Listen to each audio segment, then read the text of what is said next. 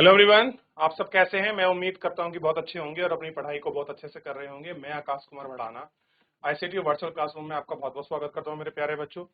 जैसा आपको पता है मेरे प्यारे बच्चों, बेसिकली हमारी 10th क्लास है और इस 10th क्लास के अंतर्गत जो है मेरे प्यारे बच्चों, हम लोग देख रहे हैं भारत समकालीन विश्व सेकंड।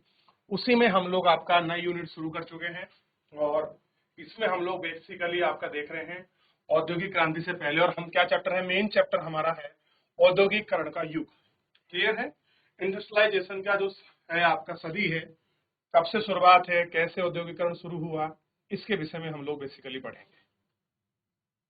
तो कल हम लोगों ने इसके विषय में पढ़ा, इसकी पृष्ठभूमि को समझा, फिर औद्योगिक क्रांति से पहले की क्या स्थिति थी, कैसे मजदूर काम क्या करते थे, उत्पादन कैसा था, उत्पादन बेस्ड कंडीशंस क्या थी, इन सभी को आपका देख लिया और इन पर हम लोगों ने देखकर आपका बात की। क्लियर है। कारखानों का जो उदय है वो किस प्रकार हुआ, कैसे कारखाने थे, कॉटन कल्टीवेशन का कैसे थे, कॉटन की गांठ कैसे बनती थी, इन सभी को हमने देखा। धागे कैसे बनते थे, चमड़ा उद्योग किस प्रकार था, यूरोप में कैसे इनकी क्रांति हुई, फ्रांसीसी क्रांति के बाद कैसे उद्योग आपके भारत में मतलब बाहर चमके, औद्योगिकरण में तेजी से परिवर्तन कैसे हुआ, मैनचेस्टर की क्या हालत थी, सूती वस्त्र उद्योग पहला उद्योग बना, उसके बाद दूसरा उद्योग परंपरागत जो ट्रेडिशनल चीजें थी, उसके बाद हमने तीसरा उद्योग को देखा कैसे परिवर्तन हुआ, चौथा उद्योग की गति कैसी थी, इसको हमने देखा। इन सभी को देखने के बाद हमने इंजन के बनने वाली चीजों के विषय में पढ़ने पर और गौर करने पर हम लोगों ने इसमें विचार किया, इन सभी को आपका देखना प्रारंभ किया। तो यहाँ तक हम लोग कल देख चुके थे। आज बेसिकली हमें इसमें सेकंड जो टर्म है या कह सकते हैं चैप्टर है, उसको शुरू करना है और ये बड़ा ही इंपॉर्टेंट है क्योंकि इसमें क्या है, कह रहे हैं कि इसके अंतर्गत हम लोग ये जानने का प्रयास करेंगे बेसिकली कि हाथ का श्रम और वाष्प इंजन शक्ति को हम लोग इसमें आपका देखेंगे कि हाथ का श्रम क्या है और वाष्प शक्ति क्या थी, और जो आपका जेम्स वाट ने इंजन बनाया था उसके विषय में भी हम लोग बात करेंगे। क्लियर है। चैप्टर को शुरू करते हैं। तो सबसे पहले जितना हमने पढ़ा है वहां तक किसी बच्चे का कोई डाउट, कोई क्वेरी है किसी भी प्रकार से, आप मुझसे पूछ सकते हैं, कोई भी बच्चा किसी भी स्कूल से। चलिए आगे बढ़े। देखिए कह रहे हैं विक्टोरिया कालीन ब्रिटेन में मानव श्रम की कोई कमी नहीं थी। कह रहे हैं कि जब विक्टोरिया महारानी विक्टोरिया थी उस समय में आप देखोगे ब्रिटेन में कोई आपका लेबर की कोई भी कमी नहीं थी, सब चीजें आराम से थी। गरीब किसान और बेकार लोग काम काज की तलाश में बड़ी संख्या में शहरों में जाते थे। वहां भी आपके गरीब किसान हैं, लोअर वर्ग है, वो लोग भी वहाँ मजदूरी करते हैं और वो लोग भी एक शहर से दूसरे शहर या शहरों में बड़ी संख्या में वो लोग पहुंचते थे, क्योंकि जो इंग्लैंड है, जो आपका ब्रिटेन है, ब्रिटेन से वो लोग आपका शहरों की तरफ आपका मूव करते थे। क्लियर हो गया। ताकि क्या हो सके, बेसिकली यहाँ के जो किसान हैं, जो आपका गरीब आबादी थी, उनको क्या मिल सके, कार्य मिल सके।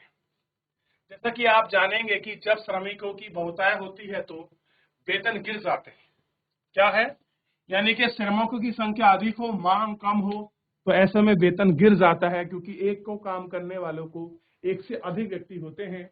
और जब बार्गेनिंग होती है, एक व्यक्ति कहता है कि मैं 100 रुपए में काम करूंगा, दूसरा व्यक्ति कहता है कि मुझे काम तो मिली, चल मैं 90 में कर देता हूँ, और तीसरा व्यक्ति बोलता है मैं 60 में करूंगा या 80 में करूंगा। तो इससे क्या होता है, जो वेतन की वैल्यू है वो गिर जाती है। इसलिए उद्योगपति को श्रमिकों की कमी या वेतन कम मन में भारी जैसी लागत की कोई परेशानी नहीं थी, यानी कि सस्ती कीमत पर उनको क्या मिल रहे थे, लोग मिल रहे थे। ऐसी मशीनरी में कोई दिलचस्पी नहीं थी जिस कारण मजदूरों से छुटकारा मिल जाए और जिन पर बहुत ज्यादा खर्चा आने वाला हो। और कह रहा है वो ऐसी चीज पर बेस नहीं करते जहां पर उनका लगता है कि उनकी कॉस्ट आपका रिकवर नहीं होगी या उनका पैसा ज्यादा खर्च हो जाएगा। बहुत सारे उद्योगों में श्रमिकों की मांग मौसम आधारित घटती बढ़ती रहती, यानी कि सीजनल बेस होता था। बहुत सारे उद्योग ऐसे थे कि एक विशेष सीजन में आपका ज्यादा मजदूर मांगते थे और दूसरे सीजन में उनको मजदूरों की जरूरत नहीं थी। जैसे बरसात के समय में वहां उन लोगों को मजदूरों की कम आवश्यकता होती थी। ग्रीष्म टाइम में जब आपका कॉटन आता था तो उनको फैक्ट्री तक पहुंचाना, धागा बनाना, फिल्टर करना, उनको सुखाना, उनको पैकेजिंग, ये सारी चीजें करने में उनको मजदूरों की आवश्यकता होती। जैसे गैस घरों, शराब खानों में जाड़ों के दौरान खास काम रहता था, यानी कि सर्दी में क्या था, इन्हें आपकी लेबर चाहिए कहां पर, जहां शराब बनती हो और जहां गैस होती। क्लियर है। उन दौरान ज्यादा मजदूरों की जरूरत होती थी। क्रिसमस के समय बुक, इंडोर और आपका प्रिंटर को दिसंबर के पहले अतिरिक्त मजदूरों में बरकरार रखती थी। बंदरगाहों पर जहाजों की मरम्मत और साफ सफाई की सजावट का काम भी जोरों से ही किया जाता था। जिन उद्योगपति मौसम के साथ उत्पादन घटता बढ़ता रहता था, वह उद्योगपति मशीन की बजाय मजदूरों को ही वेतन पर रखना पसंद करते थे। यानी कि जिनका कार्य आपका सीजनल है, वो लोग उद्योगपति क्या करते थे, मशीन को नहीं लाते थे, बल्कि वो लोग क्या करते थे, मजदूरों को काम पर रखते थे। क्योंकि अगर एक बार मशीन आ गई, एक बहुत सारा पैसा उनके पास खर्च हो जाएगा और उससे जितना उनको आपका इनपुट चाहिए या प्रॉफिट, वो आपका रिकवर नहीं होगा। इसलिए वो लोग क्या करते थे हमेशा, वो लोग जो आपके मजदूर हैं, यानी कि लेबर पावर यानी कि श्रम शक्ति को भी ज्यादा बढ़ावा देते थे। बहुत सारे उत्पाद केवल हाथों से ही तैयार किए जाते थे। मशीन से एक से ज्यादा किस्म के उत्पाद बड़ी संख्या में बनाए जा सकते थे, लेकिन बाजार में अक्सर बारीकी डिजाइन और खास आकार वाली चीजें की काफी मांग थी। कैसी थी? बारीक आकार वाली चीजों की क्या थी? अच्छी खासी इसमें मांग थी। ब्रिटेन में 19वीं शताब्दी के मध्य में 500 तरह के हथौड़े, 45 तरह की कुल्हाड़ियां बनाई जाती थी। कब? 19वीं सदी में 500 प्रकार की तो क्या बनती थी? हथौड़ियां, और 45 प्रकार की कुल्हाड़ियां बनती थी। इन्हें बनाने के लिए यांत्रिक प्रौद्योगिकी नहीं बल्कि इंसानी निपुणता की जरूरत होती थी। अगर इस प्रकार की आपको चीजें बनानी है तो ये सब कोई आपका टेक्नोलॉजी से नहीं बनेगी। जिस व्यक्ति को इसकी स्किल है, कि जो व्यक्ति इसको बनाना जानता है, वही क्या कर सकता है, इसको अच्छे से बना सकता है। ठीक है, अब देखिए, अब इनको बुला लिया, किसके लिए? निपुणता के लिए। अब कैसे समझते, क्या कह रहे हैं? कह रहे हैं विक्टोरिया कालीन आपका ब्रिटेन में उच्च वर्गों के लोग कुलीन और उद्योगपति वर्ग हाथों से बनी चीजों की तरजीह देते थे। हाथों से बनी चीजों को आपका परिष्कार यानी कि फिल्टर और आपका सुरुचि का प्रतीक माना जाता था। उन्हें फिनिशिंग अच्छी होती थी, उनको एक एक करके बनाया जाता था, उनका डिजाइन अच्छा होता था। मशीनों से बनने वाला उत्पाद उपनिवेश में निर्यात कर दिया जाता था। यानी कि जिन चीजों को वो लोग हाथ से बना रहे हैं, उनको अपने देश में रखते थे, और जिन चीजों को आपका मशीन बनाती थी, उन मशीनों वालों को कहाँ करते थे? उपनिवेश, यानी कि जो उनके कॉलोनियम है, कंट्री है, जो उनके गुलाम हैं, उनके वहां के बाजारों में वो लोग निर्यात करते थे। यानी कि आदमी की निपुणता से बने हुए आपकी औजार या कोई प्रोडक्शन था, उत्पाद था, उसको वो लोग अपने शहर में अपने उपभोग के लिए रखते थे। और जबकि जितना भी आपका मशीनरी प्रोडक्शन है, उस मशीनरी प्रोडक्शन को वो लोग क्या करते थे, आपका जो उनके कॉलोनियम है, जो उनके उपनिवेश है, उसमें वो लोग भेज दिया करते थे। कारण था क्योंकि वो अच्छी मैन मेड जो स्किल बने प्रोडक्ट को, जो लॉन्ग ड्यूरेबल हो, उनको अपने पास रखना ज्यादा प्रेफर करते थे कंपैरिजन टू आपका जो आपकी मशीन बना रही है। यही कारण था कि इस तरह की ये सारी चीजें होती थी। क्लियर है? ये थोड़ा सा आपको ध्यान देना। एग्जाम्पल देखिए, ये रही लोहे की फैक्ट्री, इसमें कुछ मजदूर काम कर रहे हैं। आप इसको एग्जाम्पल के माध्यम से देख सकते हैं, पढ़ सकते हैं, समझ सकते हैं। यहाँ तक किसी कोई डाउट, कोई क्वेरी किसी बच्चे की, और कुछ पूछना हो तो पूछ सकते हैं। आगे बढ़े, चलिए देख लिया इतना, यहाँ तक आपको ध्यान रहेगा। अगला है, कह रहे हैं कि जिन आपका देशों में मजदूरों की कमी होती है, वहां उद्योगपति मशीनों का इस्तेमाल करना ज्यादा पसंद करते हैं।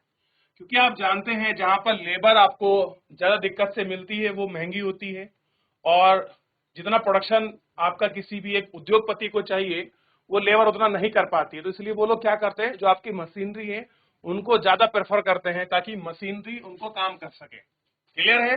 ताकि मजदूर कम से कम इस्तेमाल करके अपना काम चला सके। 19वीं शताब्दी में अमेरिका में यही स्थिति थी। कह रहे कि जब 19वीं सदी थी, 90th वो आपका सेंचुरी थी, उस समय क्या किया गया, अमेरिका में मशीन से काम कराया गया, जबकि आदमियों से नहीं। और कह रहे ब्रिटेन में कामगार की कोई कमी नहीं थी, और वहां खूब आपका लेबर थी, जो आपका ब्रिटेन में काम कर सकती थी, जो उनको देख सकती थी, इस तरीके से। क्लियर है? ठीक। अब देखिए, कह रहे हैं कि मजदूरों की जिंदगी, मजदूरों बाजार में शक्ति की बहुतायत से मजदूरों की जिंदगी भी आपका प्रभावित थी। बाजार में जितना भी आपका श्रम था, उनकी अधिक संख्या होने से मजदूरों की आपका जिंदगी पर भी आपका प्रभावित था, मजदूरों का जिंदगी पर आपका प्रभाव पड़ा। जैसे ही नौकरियां खबर गांव में पहुंचती, सैकड़ों की तादाद में लोगों के हुजूम, हुजूम का मतलब होता है लोगों की भीड़, शहरों की तरफ आपके चल पड़ते हैं।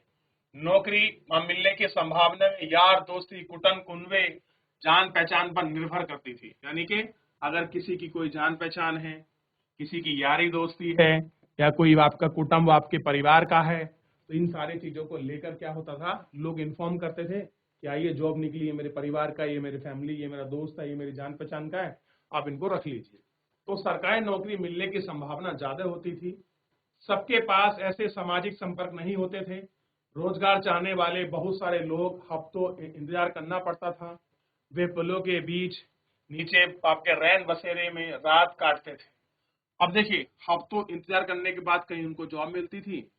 कोई बाप का पुल है तो वहां उसके नीचे बस रहने लगे, रैन बसेरे हैं उसमें रहने लगे। कुछ बेरोजगार शहर में निजी बसेरों में रहते थे। बहुत सारे निर्धन कानून वन विभाग द्वारा चलाए जाने वाले अस्थायी बसेरों में रुक जाते थे। कहा करते थे, अस्थायी बहुत सारे ऐसे बसेरे हैं जो आपका टेम्परेरी होते हैं, उन पर वो लोग रुक जाया करते थे। उद्योग में मौसमी काम की तरह काम कावों के बीच में भी बहुत समय तक खाली बैठना पड़ता था। काम का सीजन गुजरने के बाद ही गरीब दोबारा सड़क पर आ जा सकते थे। कुछ लोग जाड़ों के बाद गांव चले जाते थे, जहां इस समय काम निकालने लगता था, लेकिन ज्यादातर शहरों में छोटा मोटा काम ढूंढने की कोशिश करते थे। 19वीं सदी के मध्य में अभी तक आसान आसान काम नहीं था, यानी कि कोई ऐसा हल्का फुल्का जो काम है वो इस समय कोई आपका नहीं था। तो ये कंडीशन थी उस समय की, वेतन मजदूरी की। आप इसको देख पाओ कैसे हुजूम खड़े हैं लोगों के, बेकार भुखमरी कैसी स्थिति है, आप इसको अच्छे से देख लीजिए, आपके सामने दिखाई देगा। 19वीं शताब्दी की शुरुआत में वेतन में कुछ सुधार आया, लेकिन इससे मजदूरों की हालत में बेहतरी का पता नहीं चला। औसत आंकड़ों से अलग अलग व्यवसायों के बीच वाला फर्क और साल दर साल होने वाला उतार चढ़ाव छिपते रहे। कैसे रहे? साल दर साल वाले जो आपके चढ़ाव हैं, जो फिकर हैं, वो आपका चढ़ते रहे। ठीक, जब लंबे आपका नेपोलियन युद्ध के दौर कमी चीजें में बढ़ी तो मजदूरों की आय के वास्तविक मूल्य में भारी कमी आई। जो मजदूर थे और जो उनकी आय थी, उनकी वास्तविक आय में आपका कमी आई। ठीक ठीक है। उससे पहले जितनी चीजें नहीं खरीद सकते थे, मजदूरों की आमदनी भी सिर्फ वेतन पर ही निर्भर नहीं होती थी, रोजगार की अवधि में भी बहुत महत्वपूर्ण थी। मजदूरों की औसत दैनिक आय इससे तय होती थी। क्या होती थी? जो मजदूरों की औसत दैनिक आय है वो उससे तय होती थी। उन्हें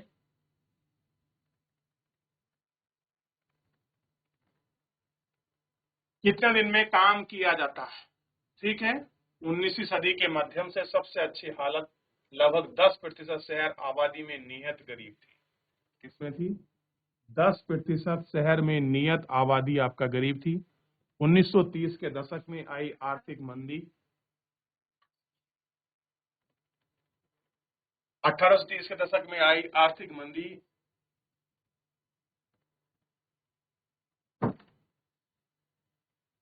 जैसे दौरों में बेरोजगारों की संख्या में विभिन्न संख्याओं में 35 से 75% पहुंच गई। यानी कि ये वो समय का दौर था जब आपका मशीनरी पर बड़े बड़े उद्योगपति आपका निर्भर हो रहे थे। और सबसे बड़ी बात है 1830 का वो दशक है जब बेरोजगारी अपनी तरफ पर थी, क्योंकि सारे काम किससे हो रहे थे? मशीनरी के माध्यम से हो रहे थे। और यही आपका बेरोजगारी दर जो 35% थी वो कहां पहुंच गई? 75% तक पहुंच गई। तो आप सोच सकते हैं कि जब आपका बेरोजगारी दर 35 से बढ़कर 75 पहुंच जाएगी तो स्थिति वहां की कैसी हो जाएगी, वहां के लोगों का, वहां के मजदूरों का जो आपका जीवन यापन है वो किस प्रकार का हो सकता है। आप इसे अच्छे से महसूस कर सकते हैं, आप इसे अच्छे से समझ सकते हैं कि क्या कंडीशन वहां रही होगी। कह रहे हैं कि बेरोजगारी की आशंका के कारण मजदूर नई प्रौद्योगिकी से वापके चिढ़ते थे। कह रहे हैं कि जिस तरह की नई टेक्नोलॉजी आ रही थी मजदूर उससे वापके चिढ़ते थे। क्यों चिढ़ते थे? क्योंकि नई तकनीकी ने उनकी जो जॉब है, जो उनका काम था, वो खा चुकी थी। क्लियर है? अब उनको अगर कोई कंपनी में रखता भी था तो उनको वेतन बड़ा कम मिलता था। जब ऊन उद्योग में सिम्बेजिंग जैसी मशीन का इस्तेमाल शुरू हुई तो हाथ से ऊन काटने वाली औरतों की मशीनें की हालत में पर हमला करने लगी। यानी कि जब ऊन काटने की मशीन लगी तो पहले कौन काटती थी? औरतें। अब औरतों को क्या नहीं मिल रही? वहां काम नहीं मिल रहा। तो लोगों ने क्या कर दिया? औरतों ने जो आपकी मशीन है उस पर हमला कर दिया। हमला का मतलब फैक्ट्री में घुसी और मशीनों को आपको तोड़ दिया ताकि मशीन बंद हो जाए और हमको काम मिल जाए। ये कंडीशन थी मजदूरों की कि वो आपका चिढ़ते थे। क्यों? क्योंकि नई नई मशीनों ने उनकी जॉब को खा लिया था। जेनी के इस्तेमाल के यह लंबे समय तक चलता रहा। क्या हुआ? बहुत लंबे समय तक आपका टकराव हुआ लोगों का और आपका जेनी मशीन का। जो संघर्ष था, कोई अपनी फैक्ट्री में लेके आए, छोटा मोटा मजदूर होता था, वो मशीन को आसानी से खराब कर देता था और जल्दी मशीन ठीक होती नहीं थी, वापस मजदूरों को रखना पड़ता था, जिससे जो मालिक है, उद्योगपति, उसको बड़ी प्रॉब्लम हो रही थी इस समय। और कह रहे हैं कि 1840 के दशक के बाद शहरों में निर्माण की गतिविधियां तेजी से बढ़ने लगी। लोगों के लिए नए रोजगार पैदा हुए, सड़कों पर चौड़ा किया गया, नए बाप का रेलवे नेटवर्क बने, रेलवे लाइन का विस्तार किया गया, सुरंग बनाई गई, निकासी और सीवर व्यवस्था बिछाई गई, नदियों के आपके तटबंध बनाए गए, परिवहन उद्योग के काम करने वाली संख्या 1840 के दशक में दुगना और अगले 30 दशक में एक बार फिर हो गया। यानी कि ये सारी चीजें आपका निरंतर जो है इसमें बढ़ने लगी, दुगना हो गया और ये सारी चीजें इसमें आपको देखने के लिए वापस से आपका मिलने लगी। ठीक, तो ये स्थिति थी उस समय जो आपका आधुनिकीकरण आ रहा था, जो आपके मशीन बन रही थी। क्लियर है? ठीक, और ये देख सकते हैं पूरा उस समय का एक इमेज है जो आपको इसमें गौर करके आपको देखना चाहिए कि क्या स्थिति थी उस समय मजदूरों की। देख लीजिए आप लोग, देख लिया आप लोगों ने? चलिए अब देखिए, कह रहे हैं कि मध्य लंदन में निर्माणाधीन एक उथला भूमि रेलवे स्टेशन है। ये क्लियर है? आप इसको देख सकते हैं। 1850 के दशक में पूरे लंदन में रेलवे स्टेशन बनने लगे थे। इसका मतलब था कि सुरंगें बनी, रेलियों की पड़ताल लगने लगी, ईंट और लोहे का काम करने वाले बहुत सारे मजदूरों की जरूरत थी। रोजगार चाहने वाले एक निर्माण स्थल में दूसरे निर्माण स्थल तक जाया करते थे। देखिए, चलिए अब इसके आगे हम लोग बढ़ते हैं, थोड़ा सा ध्यान दीजिए। अगला है इसी में जो आपका चैप्टर है वो है उपनिवेश, उपनिवेशों में औद्योगिकरण। अभी हमने कहा पढ़ा था? यूरोप में। यूरोप में अपनी वहां चीजों को बढ़ाया गया, आपकी इंडस्ट्री को आपका बढ़ाया गया, उनको डेवलप किया गया इंडस्ट्रीज को, ये सारी चीजें आपकी डेवलप होने लग गई थी। अब बात करेंगे बेसिकली उपनिवेश। उपनिवेश का मतलब जहां पर ब्रिटेन का शासन था, उनकी कॉलेजियम थे, जहां पर उनका शासन नियंत्रण था, वहां भी उन्होंने कुछ आपकी औद्योगिक आपका विकास किया, औद्योगिक क्रांति पर आपका बढ़ावा देने का प्रयास किया। उन सभी जगह को आपका हम लोग जानने का और आपका देखने का प्रयास करेंगे कि इनकी क्या स्थिति थी। आइए इस पर हम लोग विचार करें। कह रहे हैं कि आइए अब भारत पर नजर डालें। आप उपनिवेश की बात कर रहे हैं तो भारत को सबसे पहले देखेंगे, क्योंकि आप जानते हैं भारत ब्रिटेन का क्या रहा है? उपनिवेश रहा है और लगभग लगभग 200 वर्षों तक अंग्रेजों ने भारत पर शासन किया है। एक बहुत लंबा समय पीरियड अंग्रेजों ने भारत में गुजारा है और भारत जैसा कोलिज्म यानी कि उपनिवेश उनके हाथ से निकल गया। ये मान लीजिए, वो कहते थे कि अगर हमसे कोई और देश छूट जाए तो कोई फर्क नहीं पड़ता, अगर भारत छूट गया तो हमारी रीढ़ की हड्डी टूट जाएगी। तो आप समझ सकते हैं कि उनके लिए भारत की कितनी महत्वता थी। आइए आगे देखते हैं और इन सारी चीजों का आपका जानने का प्रयास करते हैं। कह रहे हैं कि एक उपनिवेश का औद्योगिकरण कैसा होता है, यह हम कारखाने के साथ साथ गैर मशीनी क्षेत्र में ध्यान देंगे। हमारा अध्ययन मुख्य रूप से कपड़ा उद्योग तक सीमित रहेगा। और कह रहे हैं कि इस अध्ययन हम लोग जो इसमें पढ़ेंगे बेसिकली वो कॉटन जो आपकी इंडस्ट्री है उसी तक हम लोग सीमित पढ़ेंगे। हम लोग हैवी इंडस्ट्री, लोहा वगैरह और चीज बनाने, कार व निर्माण में ये सब चीजें नहीं पढ़ेंगे। केवल कॉटन इंडस्ट्री को ही हम लोग आपका फोकस करेंगे। ऐसा आपका सीमेंट उद्योग है और बहुत सारे उद्योग हैं, उनको नहीं पढ़ेंगे। केवल कॉटन जो आपकी इंडस्ट्री है उसी को हम लोग फोकस करेंगे। चलिए, आप कह रहे हैं कि इसी के साथ आपको कॉटन इंडस्ट्री का एक आपको बैक फेज यानी कि हिस्ट्री जानने को मिलेगी। कह रहे हैं भारतीय कपड़े का युग आपको देखना है। कह रहे हैं कि मशीन उद्योगों के युग से पहले, कह रहे हैं जब भारत में मशीन नहीं थी उस समय अगर आप देखो, पहले अंतर्राष्ट्रीय कपड़ा बाजार में भारत के रेशमी और सूती कपड़ों के उत्पाद का दबदबा था। यानी कि अगर आप स्टार्टिंग में देखो, जब मशीनें नहीं आई थी तो भारत में बनने वाले रेशमी कपड़े, जिन्हें हम सिल्क कहते हैं, रेशमी को सिल्क बोलते हैं ना बेटा इंग्लिश में, सिल्क, और आपका सूती यानी कि कॉटन का कपड़ा बड़ी डिमांड थी। यूरोप के, मध्य एशिया के जितने भी आपके ट्रेडर थे वो लोग आपके भारत आते थे, भारत से इन चीजों को आपका खरीदते थे और उनको वो आपका बेचते थे। क्लियर है? चलिए देखिए, क्लियर है क्या था? उन्हीं का दबदबा था। बहुत सारे देशों में मोटा कपास पैदा होता था, लेकिन भारत में कपास महीन किस्म का था। महीन का मतलब होता है पतला, महीना में समझना, महीन का मतलब है पतले से बारीक कॉटन था। और जगह कैसा हो रहा है? मोटा कॉटन था। और भारत में क्या कंडीशन थी? भारत में पैदा होने वाला कॉटन क्या था? महीन था, यानी कि पतला था।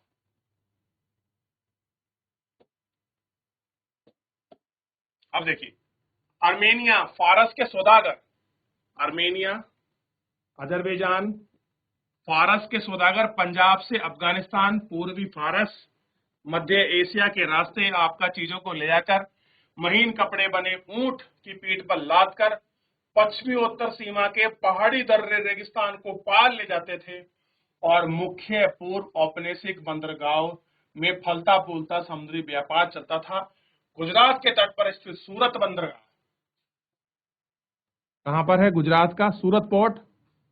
भारत में खाड़ी है, लाल सागर भूमध्य सागर को जोड़ती थी, कोरोमंडल तट यानी कि तमिलनाडु वाला बेसिकली, मछलीपट्टनम बंगाल का हुगली, मध्य से दक्षिणी पूर्वी एशिया से। यानी कि इसको समझने का प्रयास कीजिए, थोड़ा जगह मुझे मिल जाए तो हाँ ये हो जाएगा। ये देखिए, अगर मैं भारत का नक्शा बनाऊं तो यहां से और यहां से जितना भी ये सारा आपका व्यापार होगा, ये कहां होगा? ये दक्षिणी और आपका पूर्वी जो एशिया है उसमें व्यापार होगा इधर से।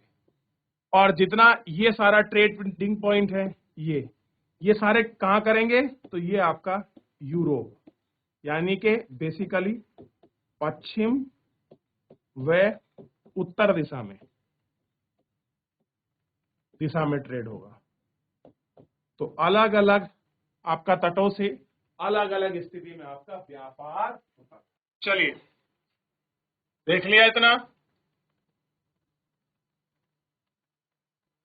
कह रहे हैं कि निर्यात व्यापार, इस नेटवर्क में बहुत सारे भारतीय व्यापारी और बैंकर सक्रिय थे।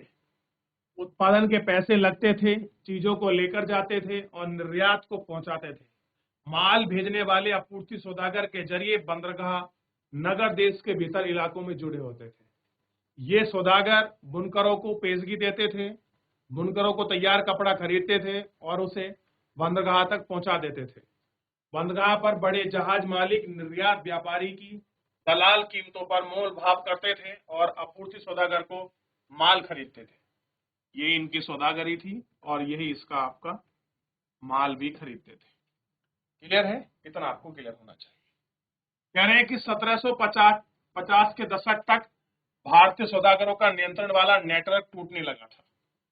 कि 1750 के आते आते जो नेटवर्क बना हुआ था, नेटवर्क का मतलब होता है बेसिकली व्यापार की जो चैन थी, एक देश से दूसरे देश जो आपका ट्रेडिंग हो रहा था, वो बेसिकली ट्रेडिंग का पॉइंट या जो उनके संपर्क थे वो टूटने लगे थे। कह रहे हैं कि यूरोपीय कंपनी की ताकत बढ़ती जा रही थी, उन्हें स्थानीय दरबारों से कई तरह की रियायतें हासिल करनी थी और उसके बाद उन्हें व्यापार की इजाजत का अधिकार प्रदान करना था। पहले उनको लोकल लेवल पर वहां उनको बैरियर मिलने लग गए, उसके बाद फिर उनको क्या करना चाहिए? ट्रेड करने की परमिशन लेनी पड़ती है। इससे सूरत, गुजरात दोनों पुराने बंदरगाह कमजोर पड़ गए। यानी कि जिनसे इतना बड़ा ट्रेडिंग होता था, सूरत गुजरात का, हुगली यानी कि कलकत्ता का, कलकत्ता से दक्षिणी पूर्वी एशिया में, सूरत से आपका पश्चिमी उत्तर यूरोप में जो ट्रेड था वो सब ठप पड़ने लग गया था। इन बंदरगाहों से होने वाले निर्यात में नट की कमी आई। क्लियर है? ठीक। इससे पहले कर्जे से व्यापार चलता था, वहां रकम खत्म होने लगा, धीरे धीरे स्थानीय बैंकर दिवालिया हो गए। क्या हो गए? स्थानीय बैंकर दिवालिया हो गए। 17वीं शताब्दी के आखिरी सालों में सूरत बंदरगाह से होने वाला व्यापार में कुल मूल्य 1.6 करोड़ रुपए रह गया। 1740 के दशक में यह केवल 30% यानी कि 30 लाख रुपए रह गए। यानी कि कहां व्यापार था 1.6 CR, बाद में क्या बच गया 30 लाख। सोच के देखिए कितनी बुरी कंडीशन हो गई थी आपके ट्रेडिंग की। तो व्यापार कैसी स्थिति में था इसको देखिए। देख लिया? चलिए, सूरत की एक इंग्लिश फैक्ट्री का चित्र है, गौर कर देखिए कितनी सुंदर लग रही है। 1740 के लगभग की है। आगे बढ़े। चलिए बच्चों, यहां तक किसी कोई डाउट, कोई क्वेरी, कोई क्वेश्चन किसी बच्चे का? कोई भी बच्चा किसी भी स्कूल से? तो आपने इस औद्योगिकरण का एक दौर देखा, शुरुआती दौर देखा जब मशीनरी नहीं थी। मशीनरी आई तो लोगों ने कैसे उसका विरोध किया, उसके इफेक्ट इम्पैक्ट को देखा। पहले आपका यूरोप में डेवलप हुआ, फिर कैसे जो उनके उपनिवेश थे उनमें डेवलप हो रहा था, उनकी स्थिति को पढ़ा। तो फिलहाल मेरे प्यारे बच्चों, आज के इस लेक्चर में इतना ही। मिलते हैं नेक्स्ट लेक्चर में। तब तक अपना ध्यान रखिए, स्वस्थ रहिए, अपनी पढ़ाई को बहुत अच्छे से करते रहिए। मुझसे जुड़ने के लिए बहुत बहुत धन्यवाद।